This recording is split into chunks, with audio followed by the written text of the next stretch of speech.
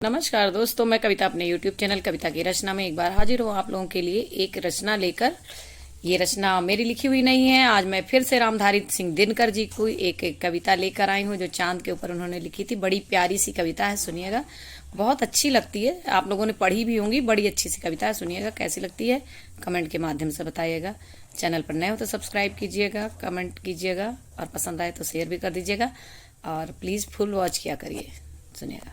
हट कर बैठा चांद एक दिन, माता से वो बोला, सिलवा दो माँ मुझे ऊन का मोटा एक झिगोला, मोटा एक झिगोला। सन सन चलती हवा रात भर, जाड़े से मरता हूँ, ठिठुर ठिठुर कर किसी तरह से यात्रा पूरी करता हूँ, यात्रा पूरी करता हूँ। आसमान का सफर और ये मौसम है जाड़े का, अगर नहीं हो तो ला दो कुर्ता ही भाड़े का, अगर नहीं हो तो ही ला दो कुर्ता कोई भाड़े का। बेटे की सुन बात माने, कहा अरे सलोने, करे भगवान तुझे ना लगे जादू टोने, लगे जादू टोने। और माता जी ने क्या कहा चांद की?